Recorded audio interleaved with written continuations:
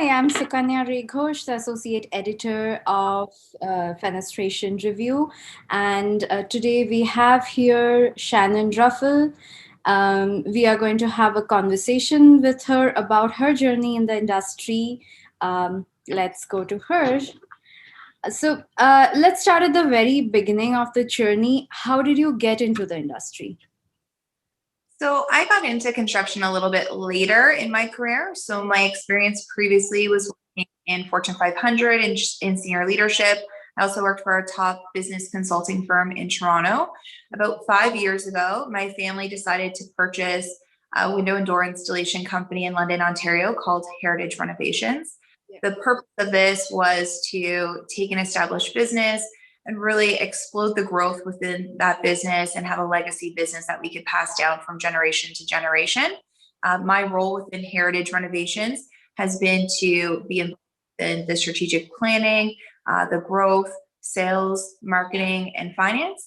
I think for me coming into the industry, really with minimal industry experience or exposure, has really helped me to see things through a fresh pair of eyes, be able to look at a new perspective than some of my colleagues that might have worked in their career in the industry for a long time, or in some cases the entirety of their career. So for me, coming in with that fresh perspective, I think really helped to explode the growth that our company has experienced. How long did you say you were a part of it? Since the beginning of, your family bought Heritage? We started in June of 2016. Okay. So about 5 years, almost a 5-year anniversary. Okay, so congratulations. Thank you. So it's a great milestone, I will say. And I mean, how would you say your experiences have been in the industry so far over the 5 years that you have been in this? Mm-hmm. So I would say it's almost like being thrown in the deep end of the pool, right? So, in our company, there's a lot of information to learn. It's a very complex industry being in construction. So I really immersed myself within a lot of on-the-job training, whether that was going out to job sites, whether it was visiting manufacturing facilities, really immersing myself within the product.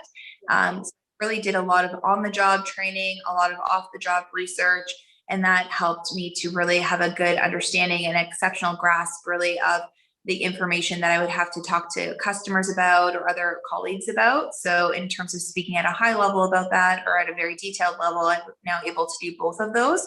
I think for our organization, we have had such extreme growth during this time period. So when we did get the company in June of 2016, we were in a 3,500 square foot facility. Now we're in 25,000 square feet, so a lot of growth. We've also tripled our team, including hiring more women than ever before. And we really have a gold standard service that we have to our company and our customers with an integrity-based service. So have you faced any special challenges being a woman in this industry? Do you have any anecdotes, or how has it been as a woman in this industry? So I think in the industry, in construction, there's a maybe historic comfort of speaking with a man about those types of projects. Yeah. I get very hands-on within our organization. So whether that's sitting at a manufacturer or a supplier's boardroom table or sitting hands, down with at the kitchen table with the end user, I like to be very hands-on. I have found from time to time, it's not very often, but sometimes I would find myself being spoken over, or I'd find the to the man in the room instead of myself. But I think when you're able to speak correctly and confidently, then you do win the confidence of people over. I did win an award called the Top 20 Under 40 Award. And one of the remarks made at that award was that I did change the face of what a successful person in this industry can look like. So I think that people are very open to having women in this industry, and there's a lot of warm reception for it.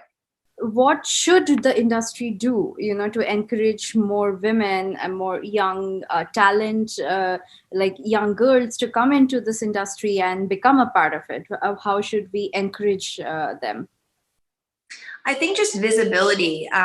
Recently, our company was involved in creating the first of its kind window and door installer program in conjunction with Fayetteville College, and 25% of that inaugural class were women.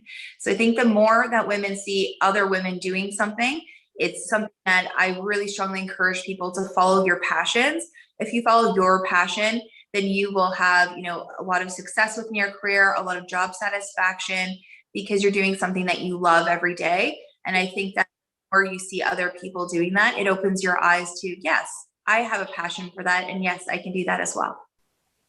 In fact, so you mentioned that there were like 25% of enrollment from women. That's a big progress.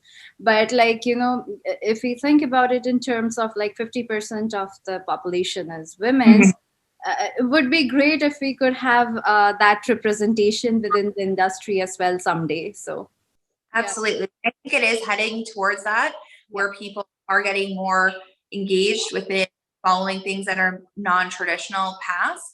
And I think that construction historically has been a traditionally male-dominated industry. But again, more people see other women doing it and doing it in a successful way, the more it encourages them to follow that passion that they have and to find those same successes. Definitely. So, I would like to, ask you to share a message that you have for the women who are sort of like already in the industry and are working very hard to keep themselves established in here, and also for the next generation of young women who want to come in. What message would you like to share with them? I would say to keep it up. I mean, we're doing fantastic. I've always strongly believed that diversity, experiences, and opinions is what does help further growth. And I think that having strong voices and again, that diversity does create tremendous growth. I've seen it within my own organization. To the next generation, I would say again, follow your passion. If your passion is construction, this is a industry. There are endless opportunities for people that have strength of character, strong work ethic, tenacity, and resilience. And the sky is really the limit. And I hope to see you soon. That's a wonderful message. And anything else that you would like to add to this particular subject that we have been discussing? It's never too late to make a change. So if it's something that's on your mind, do it. You'll never look back and regret it. If it's something that you're engaged in, that you have experience or that you want to get more experience in, there are tremendous opportunities in this booming industry, and there's a lot of fantastic mentors that will help you along that path.